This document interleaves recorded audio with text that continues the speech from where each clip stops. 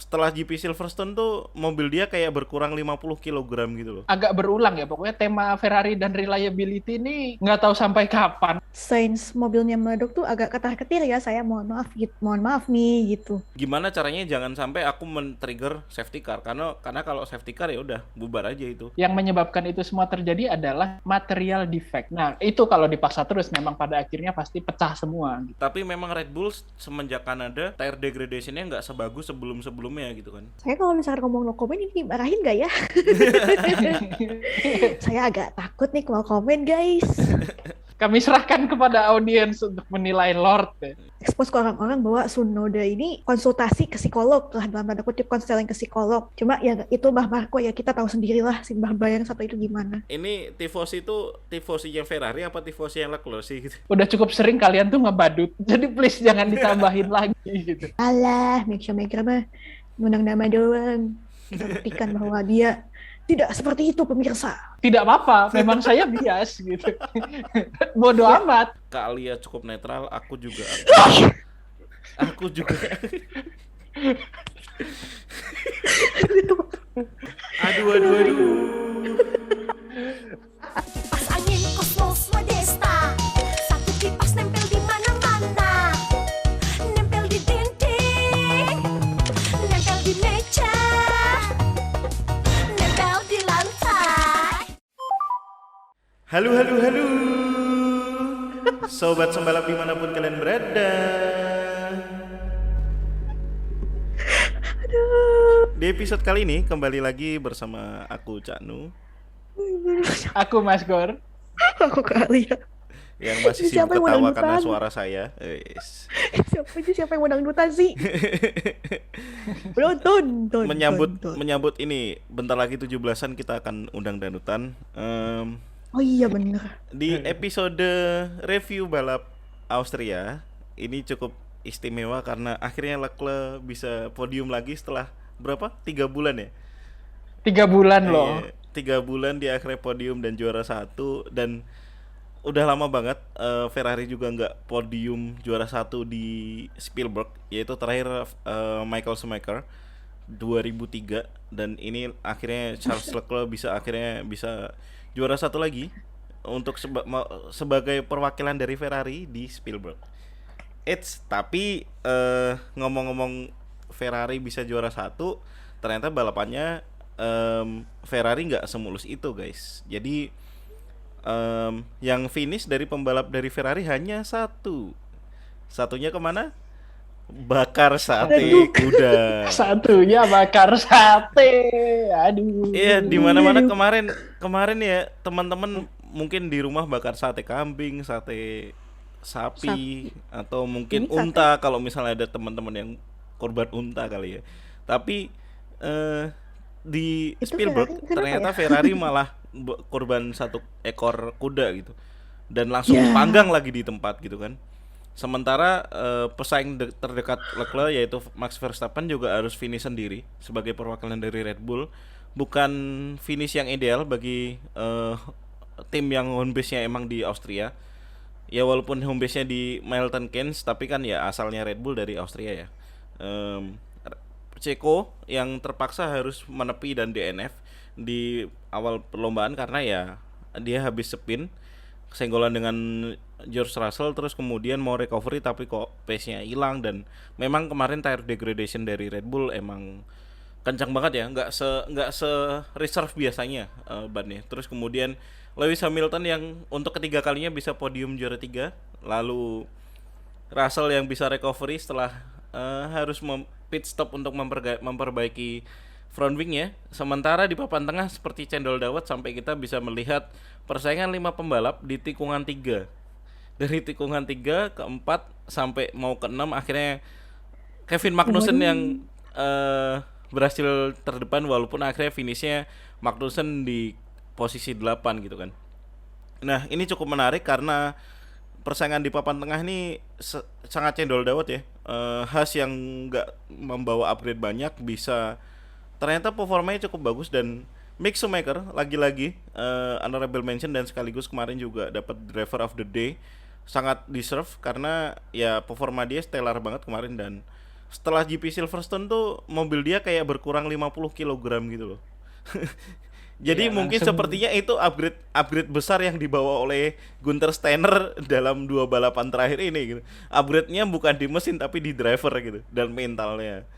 Ya, dan McLaren akhirnya bisa double point lagi setelah terakhir kapan ya double point tuh kalau nggak salah Imola ya. Terus Udah lama banget berarti. abis itu ya kemarin sempat bisa kita bilang nggak ada performanya tapi ternyata dia bisa recovery, sementara ya di papan bawah masih diisi itu aja. Vettel yang kecewa dengan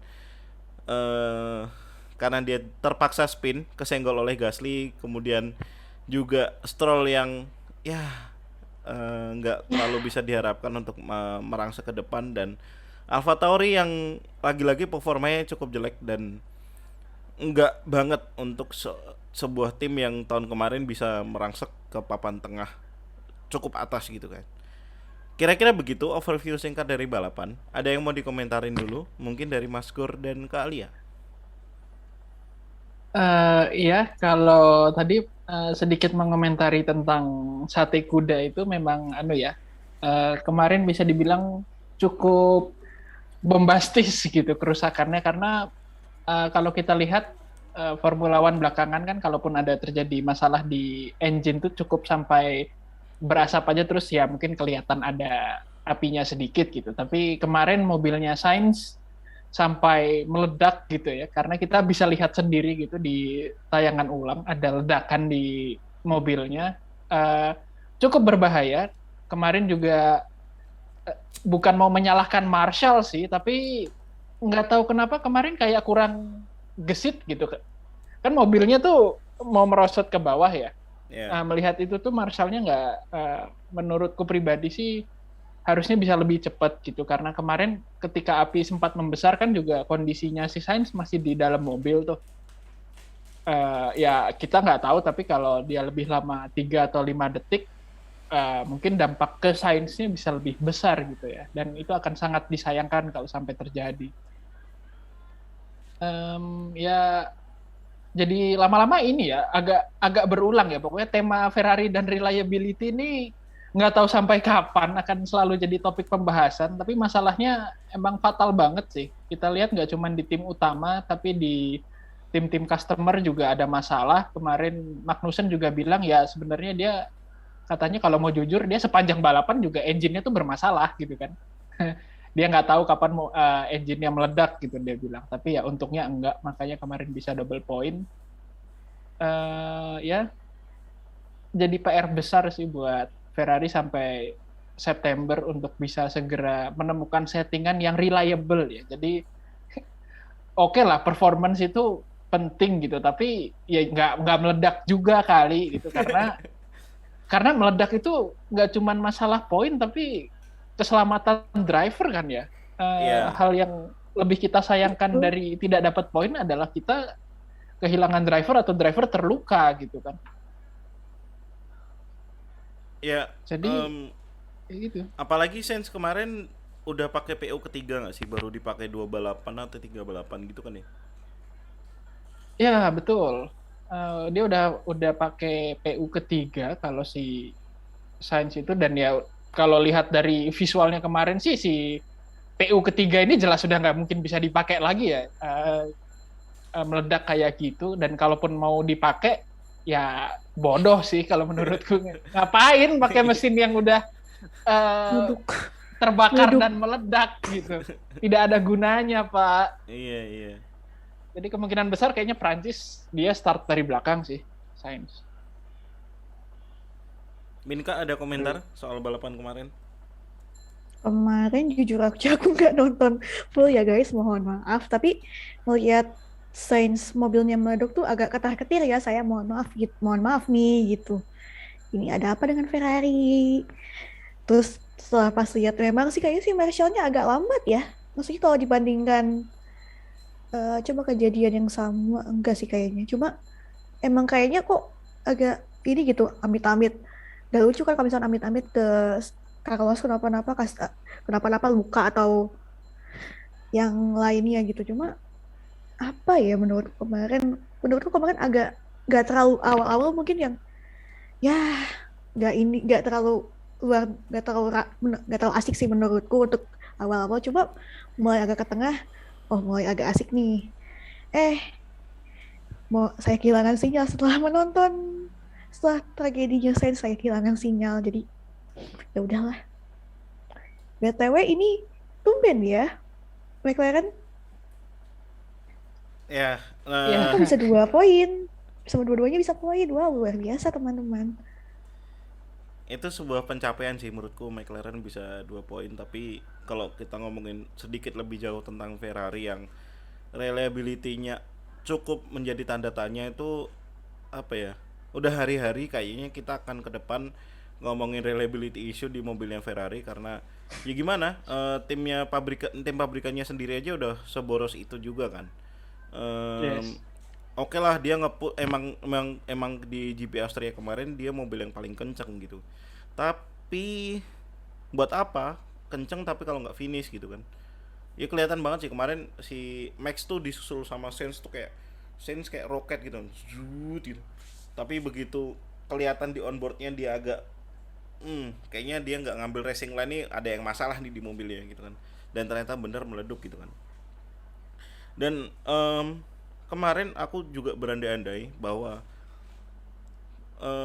ini Sainz nih punya dua opsi sebenarnya untuk menghadapi kondisi serupa gitu. Opsi pertama ya apa yang dilakukan kemarin, dia menepikan mobilnya ke service road. Resikonya itu tadi mobilnya melorot, ditambah Marcel yang memang kurang gercep. Tapi di saat bersamaan dia hanya cukup men-trigger virtual safety car.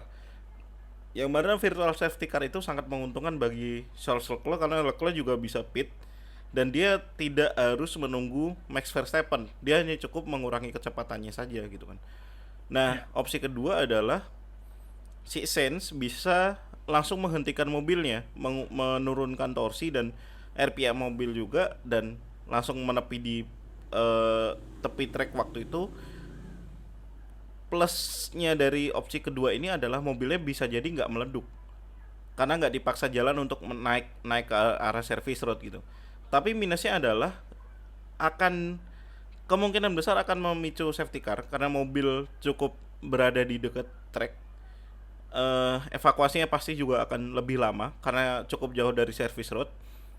Nah, ketika safety car ini terpicu, yang akan diuntungkan adalah Max Verstappen karena dia akan jadi bisa menyusul Charles Leclerc walaupun dengan pace yang agak sedikit di bawahnya Leclerc gitu kan. Itu Iya, opsi yang cukup cerdas akhirnya dipilih Sainz. Ya walaupun akhirnya mesinnya dikorbankan, tapi ya dia tim player sih menurutku saat itu dia memikirkan untuk gimana caranya jangan sampai aku men-trigger safety car karena kalau safety car ya udah bubar aja itu. Charles Leclerc bisa jadi ya itu pasti ke susul Max. Dan apalagi di mobilnya Leclerc kan semalam ada masalah ya. Ada sedikit iya, Eh masalah itu di tuh apa tuh pedalnya yang itu kan. masalahnya? Jadi iya. pedalnya Pedalnya itu nggak mau balik. nggak mau balik gitu. Jadi ketika di lift Dia off pas ya pas udah diinjek tuh, dia, pas iya, diinjek nggak balik lagi. Lah, jadi pas di lift off bisa itu gitu. si pedalnya nggak mau balik full gitu, cuma sekitar Jadi sih 70%-an gitu kan. Jadi kayak dia tuh kesusahan di tikungan 3, yang mana tikungan 3 tuh harus lepas gas full gitu kan pas nikungnya gitu kan. kayak kayak Itu kita kan kita nginjak nginjak ini nginjak pedal nih, kita nginjak pedal ya, kalau udah dilepas kan balik lagi. Ini nggak balik. ya ada Wow, sesuatu yang ganjel lah di situ kan. ada yang Nah, ganjelin kali kalau tuh. misalnya mau ngomongin teknis lebih jauh, kayaknya Mas Gor punya kunci jawabannya nih tadi, bisik-bisik Wah, apa dengan kita tuh? ya. Iya. Bisik-bisik tetangga. Eh, apa namanya? Jadi sempat karena walaupun sebagai fans Ferrari dan terlebih Leclerc ya, tetap kemarin DNF-nya Sainz tuh terasa sakit gitu kan dan bikin kepikiran gitu. Ini apa sih sebenarnya yang menyebabkan ini semua gitu. Jadi coba iseng-iseng gitu kan tanya ke orang tua. Kebetulan bapaknya Mas Gor itu juga berkutat di bidang mesin ya. Jadi mungkin punya insight gitu kan. Ya, jadi kesimpulannya adalah itu pasti ada bahasa yang dipakai adalah apa tadi ya? Sebentar. Push rod nggak sih? Itu. Ya, eh, connecting rod. Hmm. Tapi yang menyebabkan itu semua terjadi adalah material defect. Nah, material defect itu berarti memang intinya di material engine-nya mesin Ferrari itu terjadi kegagalan, bisa retak atau memang patah gitu ya, sehingga akhirnya istilahnya komponen-komponen mesin itu jadi terdorong keluar dan akhirnya memecahkan si blok mesinnya itu. Makanya kemarin kalau kita lihat di replay itu kan pertama berasap tuh, tapi mungkin karena dipaksakan untuk naik ke service road tadi, si mesin tuh terus dipaksa berputar, akhirnya dia meledak, ke tonjok keluar si pistonnya itu. Pistonnya patah, semuanya patah, jadi ya basically bubar jalan kemarin mesinnya Sainz itu. Ya, dan itu kalau misalnya Marcelnya telat bisa jadi ada ledakan ketiga kali ya. Aduh jangan sampai deh. Iya. Dan Kan aneh ya. Minca sempat berandai-andai itu yang Sainz tadi ya. Apakah kalau dia menepi mobilnya masih bisa diselamatkan? Katanya sih kemungkinan besar masih bisa diselamatkan memang ya. Karena kan kalau kita lihat awalnya tuh ada asap putih tuh. ya. Nah, ketika ada asap putih itu, kalau kata Babeh itu white smoke, indikasi ada oli yang terbakar. Jadi ketika Olinya nyampur oli, ya. ketika oli itu terbakar, pasti ada keretakan di engine block. Di blok mesin tuh pasti udah ada yang retak atau bocor. Nah, itu kalau dipaksa terus memang pada akhirnya pasti pecah semua. Gitu. Penjelasan yang sangat teknis dan sangat masuk akal ya. Dan ya mau gimana pun tetap nanti Sainz akan dipastikan mengambil penalti karena terlalu risiko kalau misalnya dia pun mengambil mesin yang sebelumnya. Dan kalau kita ngelihat tim pesaingnya Red Bull, performanya kemarin unsurprisingly agak kurang daripada biasanya karena track GP Austria ini tracknya sangat rear end limited banget ya. Jadi dia sangat menguras banget tuh ke bagian belakangnya, jadi gampang banget habis. Tapi memang Red Bull semenjak Kanada tire degradation-nya nggak sebagus sebelumnya gitu kan. Nah cuman kemarin tuh cukup aku bilang pace-nya jadi sangat jelek karena tire degradation-nya terlalu awal mengikis bannya, jadi kayak lap 13 udah harus ganti ban. Dan aku kemarin sempat mikir bahwa ini harusnya jadi situasi yang seperti Hungaria 2020 kemudian atau Spanyol 2021 atau juga bisa jadi Prancis 2021 gitu, dimana Verstappen nanti akan memaksakan pits ketiga. Nah pit ketiga ini sayangnya tidak berhasil karena ya pit ketiganya Leclerc juga dapat pit gratisan juga gitu. Nah itu cuman kalau kita mau ngomentarin papan tengah sedikit sekaligus kita ngomongin hasil balap. Ini udah kita tampilkan hasil balap ya. Leclerc P1, Verstappen P2, Hamilton, Russell disusul Ocon, Schumacher, Norris, Magnussen, Ricciardo dan Alonso. Ini cukup menarik nih, dari posisi 5 ke 10 nih dari 3 tim yang berbeda. Dan mereka performanya cukup bagus dari mesin maupun pembalap. McLaren yang nggak bagus-bagus amat di latihan Jumat dan kualifikasi dan juga sprint race, ternyata kemarin lumayan bisa bersaing di tengah, walaupun memang race pace-nya cukup dibandingkan dua tim lainnya cukup lambat. Cuman ini applause juga buat Ocon yang bisa akhirnya finish peringkat 5 pertamanya di season ini gitu. Nah teman-teman ada komentar nggak nih terkait hasil balap kemarin? Kalau dari aku tetap honorable mention buat Mick ya, karena gila banget dia. Kalau kata orang, dia sebenarnya sejak Kanada pun udah melihat menunjukkan hasil yang oke gitu ya, performanya baik. Cuman kebetulan di Kanada karena kebetulan engine-nya Ferrari juga mungkin mobilnya, jadi dia bermasalah gitu kan di Kanada. Tapi di Silverstone kemarin akhirnya terbayar lunas gitu, penantian para Mick Mania dan kita semua. Akhirnya dia bisa poin dan langsung lumayan banyak ya, P8 ya kalau nggak salah ya. Apanya tuh? Langsung 8 dia, langsung Di 8 8. poin. Silverstone. Silverstone Silverstone langsung P8. 8. Poinnya Iya, sekarang Silverstone. 12. Nah, Silverstone P8, terus ini kemarin bahkan lebih baik lagi gitu. Dia bisa ada di P6, dan kita kalau ngelihat sepanjang balapan, eh, dia bawa mobilnya bagus, udah nggak gegabah lagi gitu ya. Kayaknya memang ketika dia nyundul Pak De Vettel tuh juga jadi wake up call kali ya buat Iya, dia, kayak iya. iya ya, yang penting itu finish bro. Kayak bukan ngotot itu perlu, tapi finish adalah yang utama gitu kan. Mm-mm. Kayaknya dia udah belajar banyak. Jadi kemarin kita lihat juga kayak anjir, apalagi waktu sprint race, jadi dia bisa nahan Hamilton berlap-lap Nah itu itu. tuh. Terus juga standing applause sih, nunjukin dia udah cukup dewasa lah, dia emang layak ada di F1 gitu. Sementara kalau buat yang ini yang finish P9 ini ada juga ya, perlu kita bahas ini. Makanya buat sobat mungkin ngerasa aneh gitu, kenapa fotonya gede banget, karena ya dia oke lah ya, perlu kita kasih gede sedikit gitu kan. Gede-gedein ya. Iya, digedein gitu. Jadi kita semua sayang Daniel Ricciardo guys. Kita sayang Daniel Ricciardo kok. Kita sayang Daniel Ricciardo gitu kan. Ketika akhirnya kemarin dia bisa poin, kayak bagus, good for him gitu. Jadi akhirnya McLaren tidak solo carry, kan kasihan Norris tuh. Punggungnya tuh berat banget tuh menyangga McLaren. Iya, iya, iya. Setelah di sprint di hasil quali kita hilangkan fotonya, kita balikan lagi dan lebih gede ya.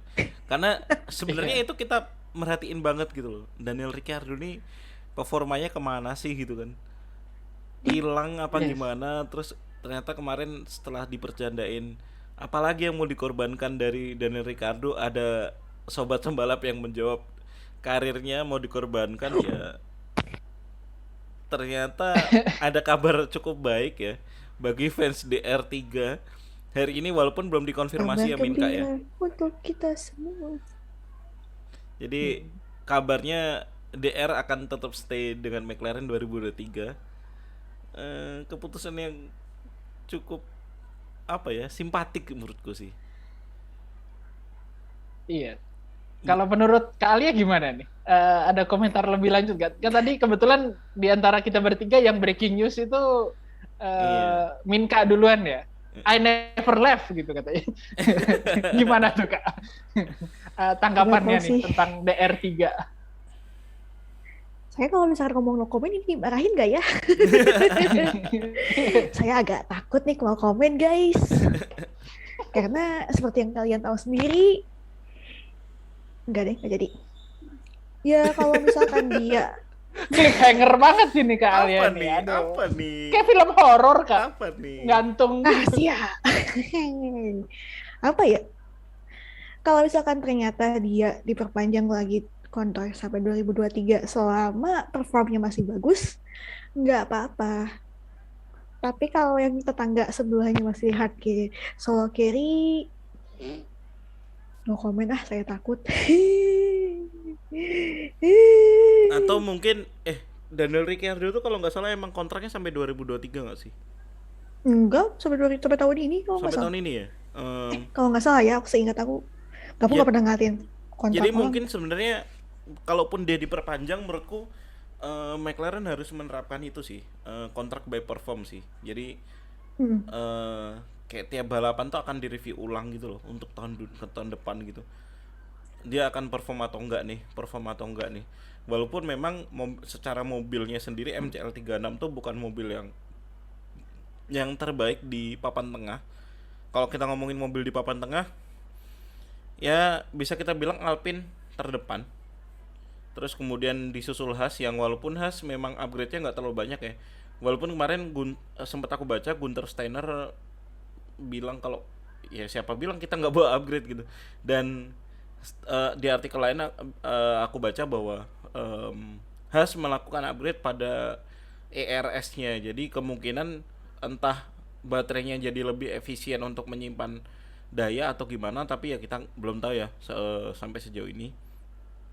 Tapi Haas ini bisa menunjukkan tren yang positif, dan menurutku Mick Schumacher akan bisa mencetak poin lagi di akhir musim, paling nggak 2-3 kali lah gitu kan.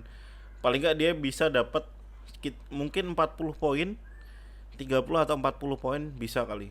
Karena sekarang udah 12 poin dan sangat potensial untuk dia bisa finish ya. Sekarang aja udah bisa P6 kan. Nah, nanti kita lihat ke depannya. Ya walaupun P6 ini kan karena juga nggak ada Sainz dan Perez ya.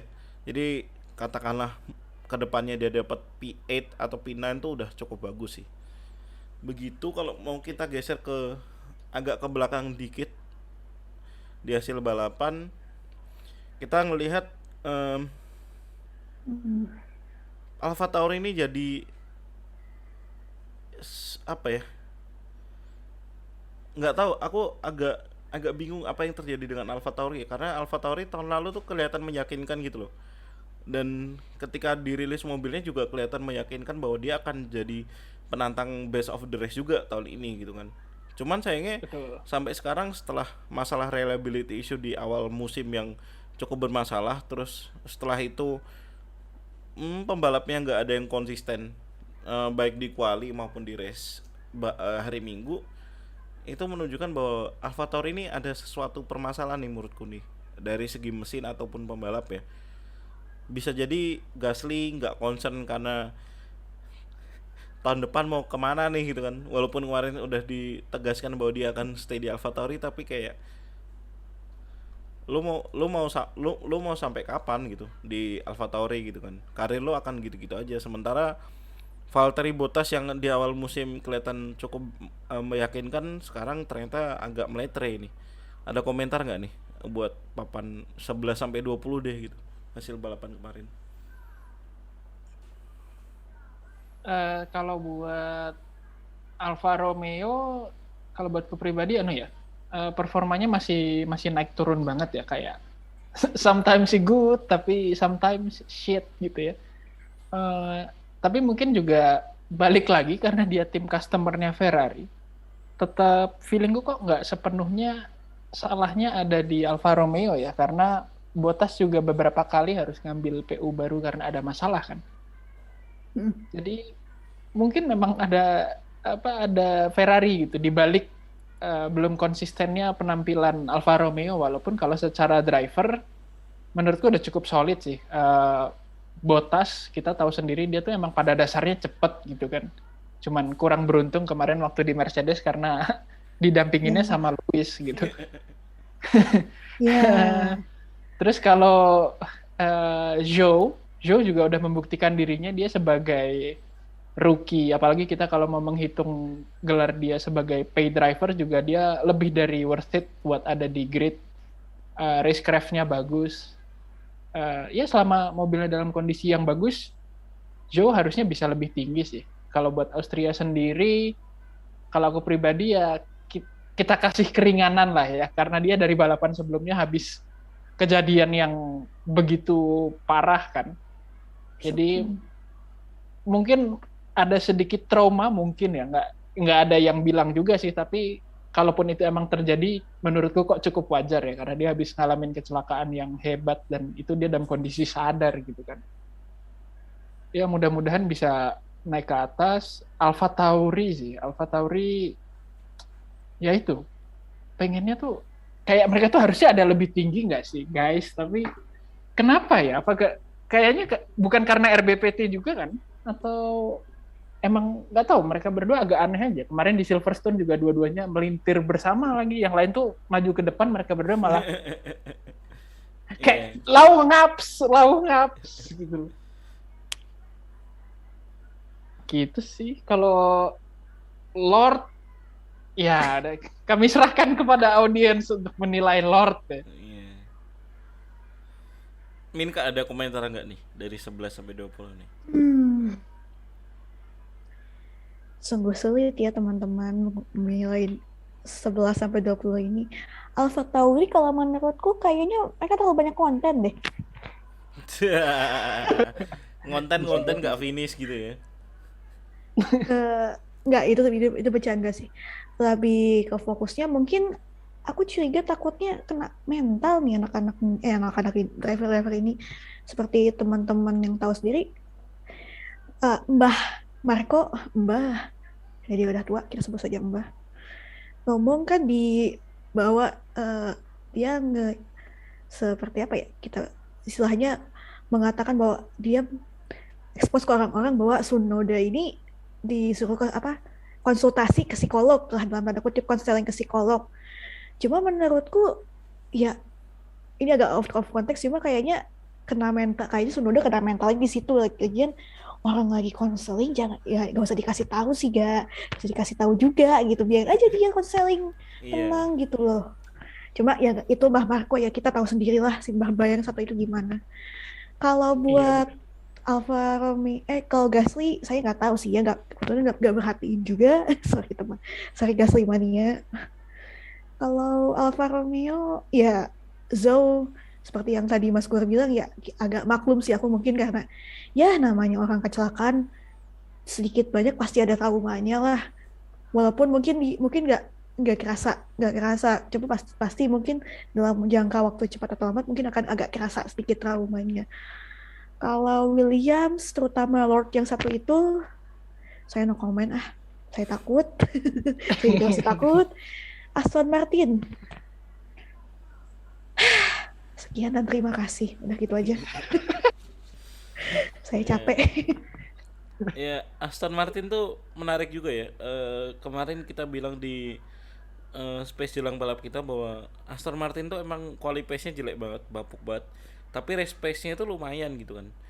Mereka dua pembalapnya tuh spesialis long stint dan bisa nursing bannya cukup bagus dan akhirnya bisa zona poin. Sayangnya kemarin Stroll dan Vettel tuh kayak agak kurang aja gitu. Kemarin tuh kayak ngilang aja gitu dan ini Papa Stroll menurutku akan muntap-muntap sih karena udah 3 balapan terakhir ini kan mereka start selalu dari belakang kan dan itu bukan bukan modal yang bagus untuk mengawali race weekend gitu.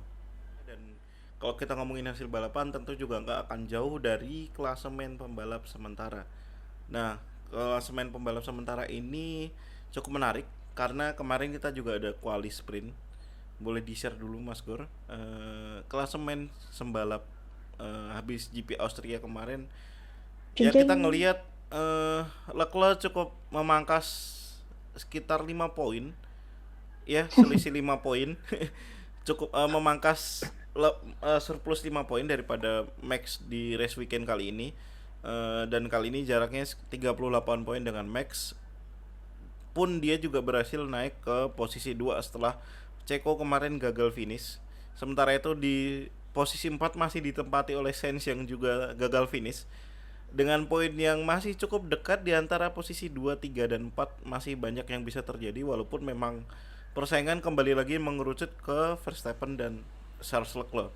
Sementara itu di 5-6 masih ada pembalap Mercedes yang selalu siap mengambil posisi ketika mobil di depannya meleduk atau ada masalah. Lewis Hamilton mulai merapat ke Russell karena udah 3 kali berturut-turut bisa podium P3 dan kemudian ada Norris juga yang cukup solo carry 64 poin dibandingkan Ricciardo yang baru 16 poin kalau nggak 15 poin. Sementara itu kedua pembalap Alpine bisa menempati 10 besar klasemen pembalap. Nah, Bottas ini tabungan poinnya cukup banyak di awal musim nih, walaupun emang agak kurang kelihatan di beberapa balapan terakhir gitu kan. Cuman kalau kita ngelihat di 1 2 3 4 udah sangat mengerucut ya persaingannya harusnya antara Max dan Leclerc.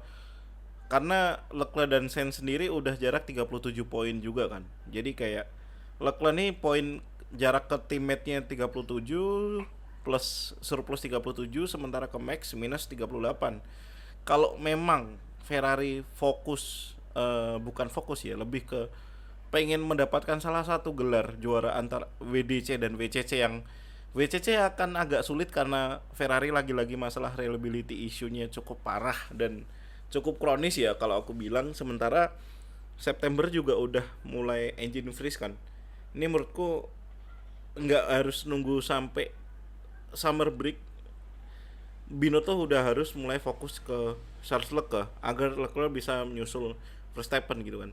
Makanya dikit sambil berharap bahwa ada masalah di mobil Max misalnya kan, atau Max tidak finish karena apa, masalah teknis dan segala macamnya gitu.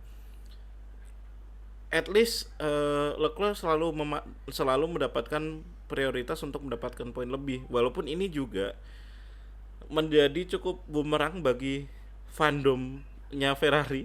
Tifosi kemarin cukup diguncang civil war di antara fandomnya, antara fansnya Leclerc dan Sainz. Jadi aku sebagai fans Red Bull agak penasaran nih. Ini tifosi itu tifosi yang Ferrari apa tifosi yang Leclerc sih gitu. Karena kalau aku sendiri walaupun aku sebagai fans Max dan Red Bull ya, aku ikut senang ketika Ceko dapat juara di Monaco dan emang dia deserve gitu kan. Nah ini gimana nih, ke Mas Gor dulu deh, sebagai tifosi ada tanggapan nggak? Tambahan juga untuk klasemen sembalap. Ya kemarin waktu di Silverstone kan sempat ada rumor tuh katanya ketika Sainz perayaan di atas podium tuh ada timnya Leclerc lah, maksudnya tim-tim mekaniknya Leclerc tuh ada yang nggak mau ikut untuk merayakan kemenangan Carlos Sainz gitu. Itu rumornya sih begitu ya, walaupun dipatahkan sama Leclerc bilangnya kayak enggak kok, kita tuh nggak ada perpecahan, kayak we are one gitu. Cuman ya kita tahu sendiri driver-driver itu kan tetap dilatih untuk sepik-sepik PR ya. Jadi mungkin ada benernya, tapi mudah-mudahan enggak gitu, karena sudahlah mereka punya masalah reliability engine, jangan sampai squad di dalamnya itu juga pecah gitu. Akan jadi sangat sulit buat mereka untuk bisa mendapatkan gelar apapun kalau timnya pecah. Kayak kebayang nggak sih gitu, cuman dukung Leclerc aja atau Sainz aja gitu, jadi kalau Sainz yang ngepit tetap nggak mau ngepit dengan cepat kan. Iya. Udahlah, kayak udah cukup sering kalian tuh ngebadut, jadi please jangan ditambahin lagi gitu. Iya. Sementara kalau buat fansnya sendiri ya agak susah sih ya, kalau ngomongin fans tuh kayak fans gonna be fans aja, tetap mesti ada yang lebih suka dibandingin yang lainnya. Walaupun kalau aku pribadi kayak kenapa gitu loh, aku harus musuhin orang di satu tim, atau tidak ikut senang ketika misalnya kemarin Sainz menang. Yang paling baik tuh sebenarnya kedua-duanya bisa podium gitu loh, tapi di 2 balapan terakhir ini kan ketika kelihatannya mereka udah mulai berbenah, tapi ada aja masalahnya gitu kan, jadi tetap nggak double podium. Agak disayangkan juga sih sebenarnya. Kemarin tuh kesempatan buat Ferrari nambah poin konstruktor banyak loh, minimal 25 sama 18 gitu, kalaupun nggak fastest lap ya. Dan kalau misalnya Sainz bisa finish di posisi 2, tentu dia juga bisa semakin dekat ke Verstappen kan, karena Verstappen cuma dapat 16 poin gitu. Iya. Jarak yang dipangkas tuh lebih banyak. Ya kalau kesimpulannya sih semoga tidak terjadi, dan kayaknya kita akan expect sebuah episode di Drive to Survive ya nanti ya, antara Carlos sama Charles gitu. Entah mereka sebenarnya secara pribadi beneran emang agak tegang atau sakjane yo biasa wae, tapi kalau masalah DTS mah sudah pasti akan digoreng lah ya. Iya, yang nggak tegang aja dibikin tegang kan kalau DTS. Min Kak, dia ada komentar nggak terkait dengan klasemen? Kayaknya kalau klasmen aku nggak akan terlalu banyak komentar karena ya udah lah ya. 1 2 3 4 akan jambak-jambakan terus sampai akhir musim sih kayaknya. Kecuali kalau salah satu dari 1 2 3 4 ada yang meletre, 5 6 siap nyalip. Iya. Apalagi menarik juga nih Sainz. Iya nih. Sainz cuma Mulai. jarak 5 poin kan dari Russell. Kalau sampai mesinnya meletre lagi, udah tuh Russell finish. Wassalamualaikum warahmatullahi wabarakatuh. Finish berapa? 5 poin tuh finish, dia finish P7 aja udah 134 udah. Adios. Udah Aku adios. sekalian mau nambahin yang ini deh. Yang tadi kata Mas Gor itu. Kebetulan aku punya beberapa temen yang tifosi juga. Aku ngeliat beberapa ada yang ya kayak ke 2 balapannya Silverstone sama Red Bull Ring ini masih ada yang 2 kepisah gitu loh, dalam kutip kepisah pendapat. Jadi ya masing-masing ada yang fansnya Charles, ada yang fansnya Carlos juga. Jadi kok aku sih kalau lihat dari teman-temanku memang ada yang kepisah, cuma ketika Charles menang ya udahlah gitu, ya udah memang sudah waktunya dia untuk menang, waktu Carlos menang ya udah. Cuma mungkin untuk beberapa orang ada yang mengatakan bahwa oh ketika Carlos menang, oh Charles ini dalam tanda kutip dibuang sama Ferrari gitu. Hmm. Pas pas Charles menang, oh kok Charles yang menang anak emas sama Ferrari nih, masih ada yang tuduh-tuduhan gitu. Kalau menurut aku sih ya mungkin memang kebetulan waktunya mereka aja gitu. Jadi ya udahlah, jangan jangan masalah salahin, kalau mau nyalahin jangan salahin Charles, jangan salahin Carlos, salahin Ferrari. Ya. Kalau Setuju misalkan sih. kalian mau nyalahin, kalau misalkan kalian mau nunjuk, istilahnya dalam kondisi mau nunjuk siapa yang salah, salahin aja.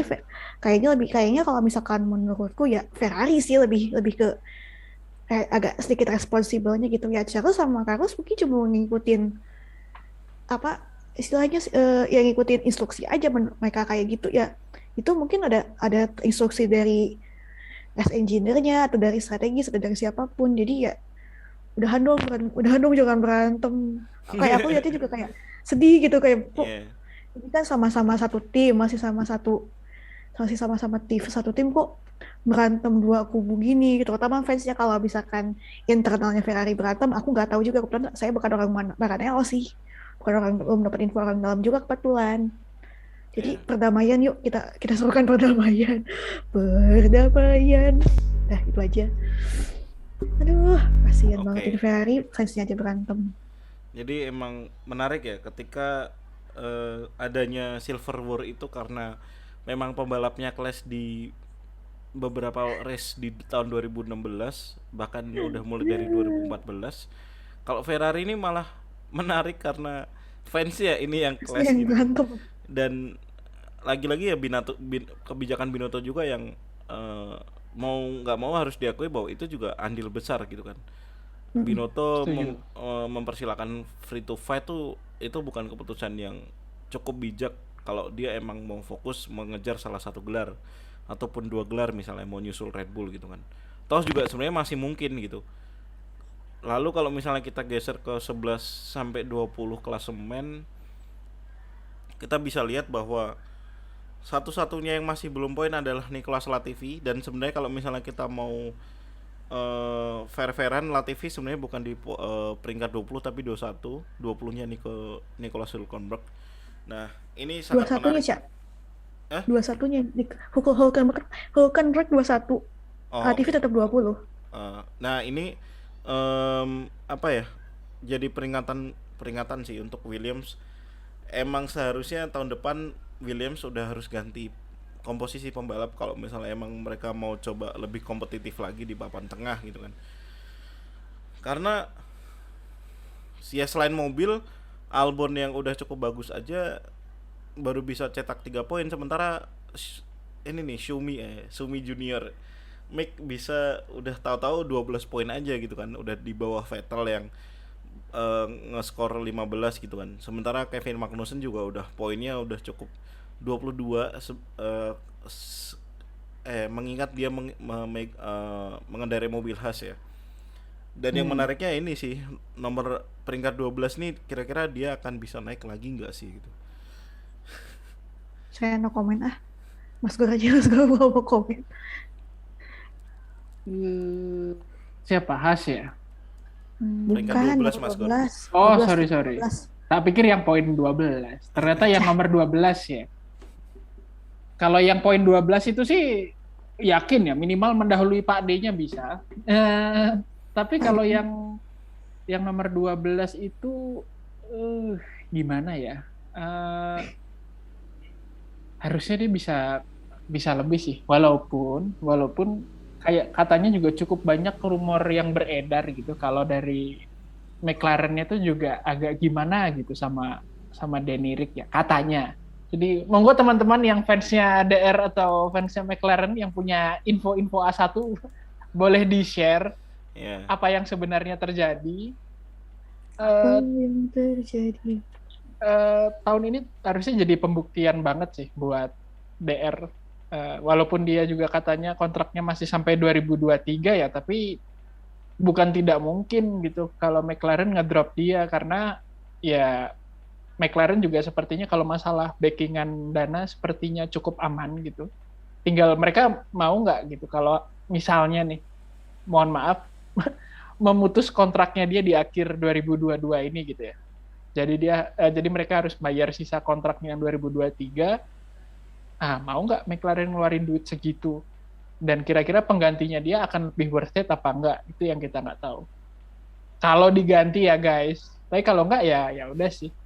Kalau diganti, ngomong-ngomong Kalau diganti, ngomong-ngomong pergantian pembalap juga, ini mendekati summer break, isu-isu mulai berembus ya.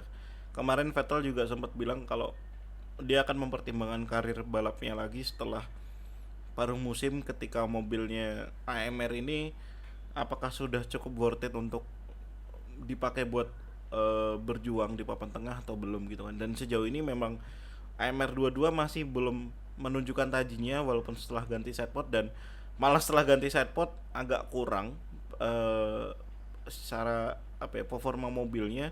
Bahkan si Vettel sendiri yang punya tradisi untuk menamai mobilnya, kali ini dia belum ngasih nama mobilnya sama sekali gitu kan. Dan ini menurutku akan jadi titik balik di summer break nanti, apakah Vettel akan memutuskan untuk lanjut lagi di F1 atau enggak. Kalau kita ngelihat kan pembalap veteran lainnya kan masih ada Lewis dan juga Alonso. Nah, bedanya Lewis dan Alonso itu memiliki mobil yang cukup kompetitif, sementara Vettel enggak. Itu cukup jadi pertimbangan sih. Nah, menarik untuk ditunggu apakah Vettel akan lanjut atau enggak. Tapi kalau untuk Lance Stroll ya sepertinya dia akan lanjut selama papanya masih pegang Aston Martin sih. Hihi. Dan kalau kita misalnya lanjut ke klasemen tim, ada pertukaran posisi ya antara Haas, kalau nggak salah Haas dengan Aston Martin ya. Haas bahkan bisa langsung masuk ke peringkat 7 dan itu cukup menarik, 34 poin. Sementara di persaingan best of the race-nya McLaren sama Alpine imbang kali ini. Ini udah menurutku Zac Brown harusnya udah ketar-ketir, karena kalau Alpine tuh bisa dua pembalapnya chance untuk bisa skor double point tuh kayak sekitar 60-70% gitu kan chance mereka untuk double point. Sementara kalau McLaren itu 50-50 gitu, bahkan mungkin di bawah 50% untuk McLaren bisa double point gitu kan. Jarang-jarang kan season ini McLaren bisa double point gitu kan. Ricardo sendiri dari 81 poin cuma nyumbang 17 gitu kan. Sedangkan Alpine tuh cukup imbang gitu. Jarak Alonso dan Ocon nggak begitu jauh persentase perolehan poinnya gitu kan.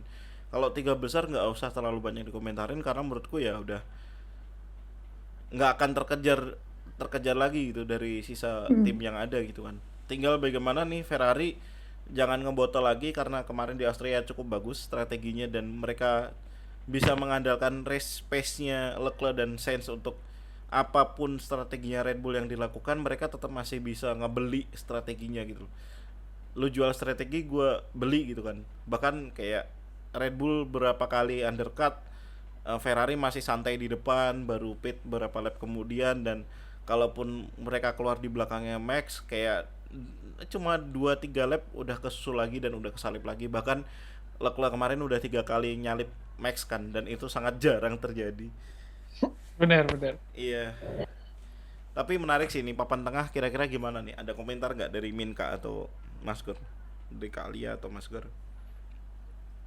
Papan tengah. Siap-siap aja sih McLaren ini dikejar Alpine nih. Kalau Haas udah mulai naik dan udah bagus nih. Ya, saya tinggal nunggu yang paling bawah itu untuk bisa menambah poin lagi. Yuk, bisa yuk. Yuk, semangat. Semangat.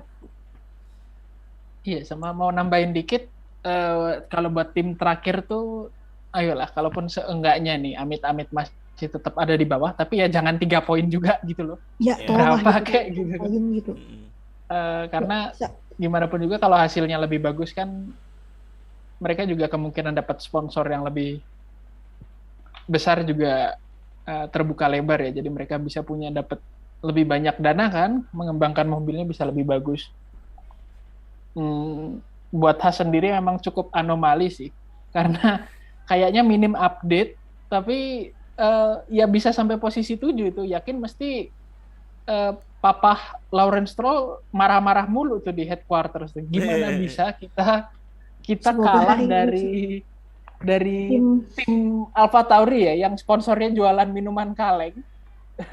Terus kalah Dan juga tim dari Haas Ferrari yang ditinggal sponsornya gitu. Sponsor. Nggak ada Iya. sponsor. Kan nggak tahu ya. Aku yakin mesti unacceptable sih hasil ini. Mereka pasti pengen dapat lebih baik lagi. Cuman ya nggak tahu ya. Kualifikasi nggak pernah bisa lolos ke Q2 berapa 3 race terakhir gitu. Terus di race juga kadang bagus, kadang enggak. Kemarin pas enggak gitu kan. Susah sih kalau buat Aston, tapi harusnya bisa lah untuk dapat poin lebih.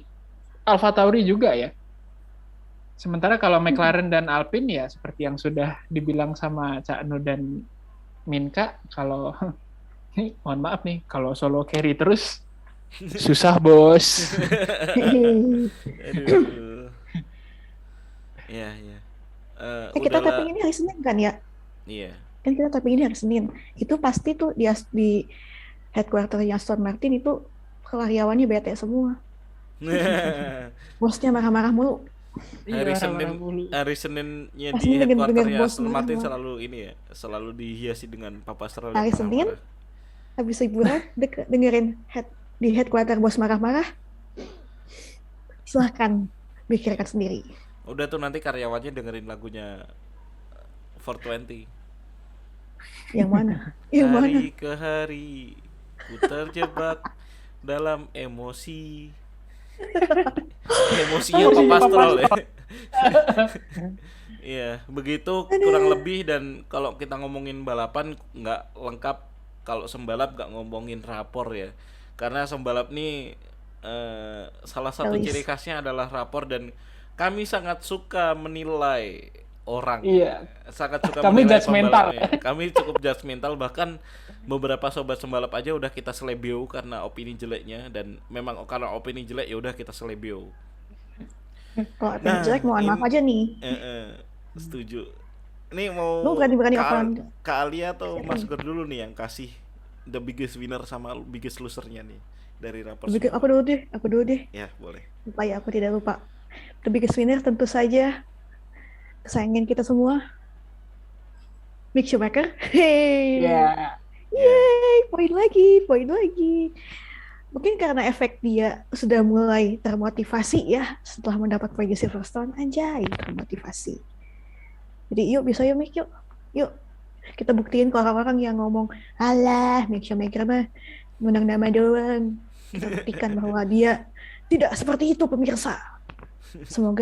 Semoga mobilnya Haas tetap bagus, walaupun mungkin ya kalau misalkan bandingin sama yang papan atas ya agak susah sih, cuma semoga konsisten aja untuk poin. Mungkin nggak akan langsung hat trick 3 kali, mungkin ya beberapa race ke belakang bisalah poin dikit-dikit, tipis-tipis. Kalau the biggest loser, sorry teman-teman tifosi, tapi Carlos Sainz, mohon maaf kalau aja kamu nggak meleduk. Iya.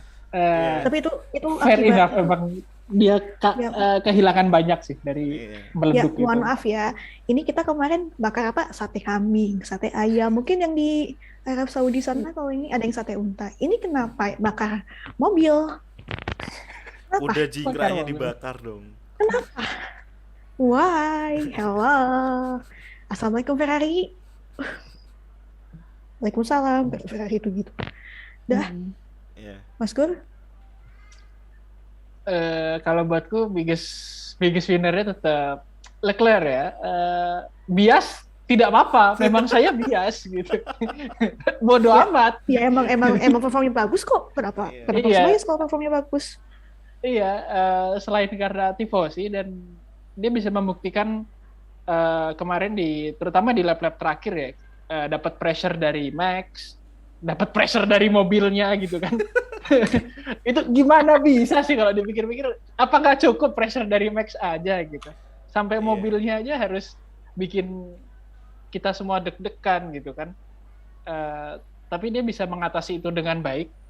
eh, dia emang terlihat cukup emosi, mungkin kalau di tim radio wajar, tapi nggak sampai yang panik ya, nggak sampai oh, what to do. Bisa lah mempertahankan gap itu sampai cukup aman sampai finish. Dan dia juga membuktikan di sprint kalau dia kan sempat bilang tuh terakhir we got the pace gitu. Dan emang iya ternyata di race dia bisa membuktikan pace-nya. Dan ya setelah 3 bulan bahkan nggak podium, terus mengakhiri puasa dengan akhirnya berada di podium teratas tuh terasa cukup manis pasti buat Leclerc. Sementara biggest loser-nya ya again justru karena sebagai tifosi dan bias kudu kasih kritik keras juga, yaitu ke Sainz. Aduh. Karena kan biggest loser adalah orang yang kehilangan paling banyak lah ya istilahnya. Ya Sainz gitu loh. Dia udah harusnya kemarin tuh, ini no offense ya, tapi harusnya easy aja ngelewatin Max gitu. Sebelum dia akhirnya meleduk ya. Kalaupun nggak saat itu langsung, kayak udahlah ini kayaknya Max di balapan ini bisalah kesalip sama Sainz. Enggak dong, boro-boro kesalip gitu kan. Malah OTW bakar kuda gitu di pinggir track. Ya. Jadi oke, mungkin malah bukan Sainz. Jadi gini deh. Biggest winner dan biggest loser-nya adalah Ferrari. Bukan pembalapnya. Aduh. Iya, mereka menang manis sekaligus pahit banget karena udahlah DNF, dan DNF-nya karena meleduk lagi harus ambil penalti gitu kan. Ya biggest loser di Prancis pasti udah pasti satu mobilnya di grid terbelakang. Itu sih. Mana sirkuit yang Prancis kayak gitu lagi ya. Ya, Iya. kita tahu sendiri Prancis kayak gimana. Ya. Oke. Kalau misalnya Mas Gor tadi cukup bias dan Kak Alia cukup netral, aku juga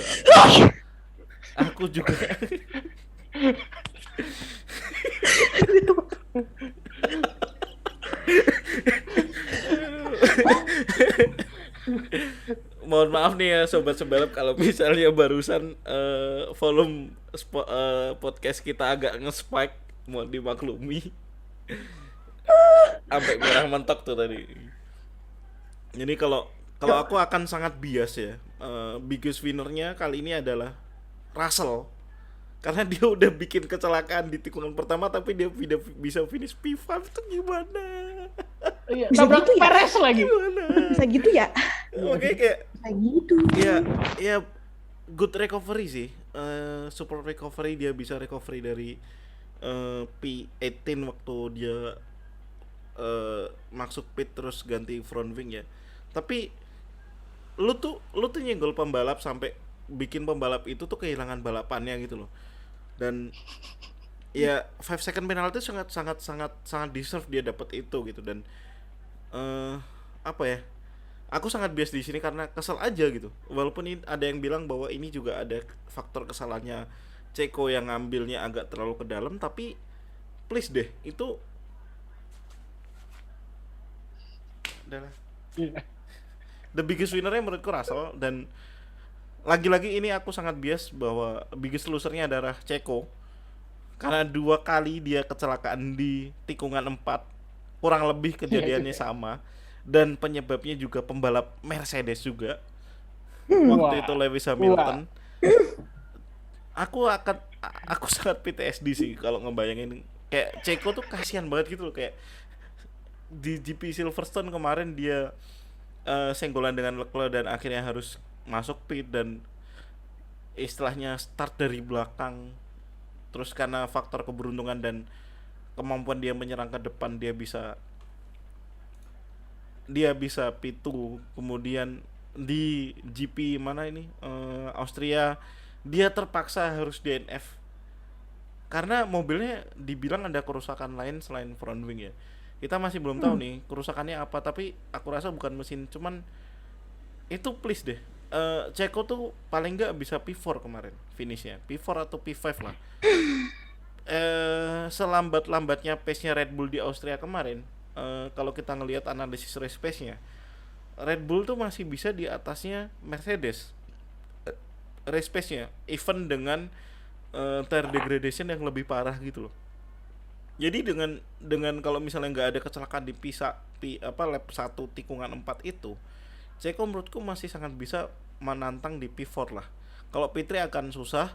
Ya kalaupun Ceko nggak kecelakaan ya mungkin dia bisa P3 kalau Sainz emang juga meleduk juga di akhir balapan. Ya, itulah penilaian biasku terhadap Biggest Loser dan Biggest Winner balapan kali ini karena sangat bias banget.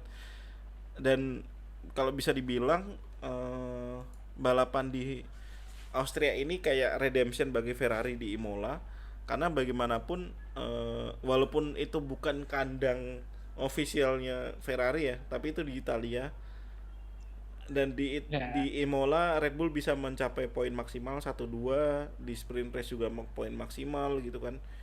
Sementara di GP Austria ini harusnya Ferrari bisa 1-2, tapi sayangnya digagalkan oleh mesinnya mereka sendiri, dan ya begitulah keadaannya. Kurang lebih begitu sobat sembalap GP Austria dengan segala keseruannya. Kalau misalnya bisa disimpulkan, kalau aku ngasih bintang untuk GP Austria 4,5/5. Kalau Kalia dan Mas Gor berapa nih? Berapa ya? Mungkin aku 3,5 lah. Agak kurang apa gitu, ada yang kurang tapi apa gitu. Kalau aku walaupun Charles Leclerc menang, tapi di sisi yang lainnya juga karena Carlos Sainz terbakar gitu kan, kobong, bintang 4 sih.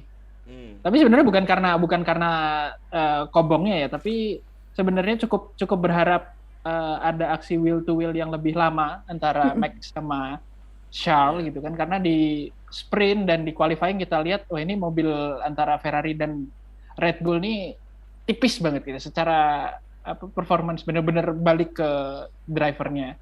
Cuman nggak tahu entah kenapa kemarin Red Bull tumben tire degradation-nya tinggi, jadi pembalapnya juga nggak bisa nge-push gitu sih. Jadi 3,5, 4,5. Oke. Cukup adil ya. Kalau aku nilai 4,5 karena di papan tengah cukup ya, walaupun cuma berlangsung sebentar, nggak sampai 1 lap lebih, tapi paling tidak ada kejadian wheel to wheel 5 pembalap lagi terulang hampir seperti Silverstone. Silverstone bisa bertahan sampai 1,5 lap wheel to wheel 3 sampai 5 pembalap, dan kali ini 5 pembalap juga. Kapan lagi sih F1 bisa kayak gini? Kita menunggu berpuluh-puluh tahun untuk bisa menyaksikan balapan yang bisa sedekat ini, dan regulasi 2022 ini patut diacungi 4 jempol. Sorry, bukan 4 jempol ya. 12 jempol dari admin sembalap F1. Susah ya. Kaki lah. Terus nggak susah. Nggak susah sih. Nggak sopan juga sih. Ganjal perut juga. Nggak sopan sih. Dan pokoknya applause banget buat FIA dan F1 udah memberlakukan regulasi ini, walaupun memang ada risiko porpoising dan bouncing. Ya kita tunggu nanti technical directive-nya seperti apa di GP Belgia ya, Spa-Francorchamps. Belgia ya. Yes. Dan 2 minggu setelah ini kita akan bertemu lagi di GP Perancis. Paul Ricard home race-nya bagi Ocon dan Pierre Gasly sangat menarik. Mereka akan finish Alpine berapa juga di balapan itu. Oh ya, untuk Alpine betul juga. Dan kita lihat apakah Paul Ricard bisa menghadirkan strat war yang cukup menarik seperti tahun lalu. Ya, tahun lalu balapannya agak cukup menarik karena ada adu taktik Red Bull dan Mercedes ya. Kita lihat nanti akan seperti apa. Dan aku juga mengingatkan bahwa setelah ini akan ada episode tentang cancel culture yang juga akan menghadirkan tamu spesial. Nah, tamu spesialnya siapa? Nanti tunggu aja episode abis ini. Oke, cukup sekian pembicaraan GP Austria kali ini. Aku Cak Nu. Aku Mas Gor. Aku siapa? Aku Kalia dong. Siapa lagi? Kami bertiga pamit undur diri. Cus ngeng. Cus ngeng. No, Mikey, no. I am stupid. Saya apa ya? Yeah, shut up. number.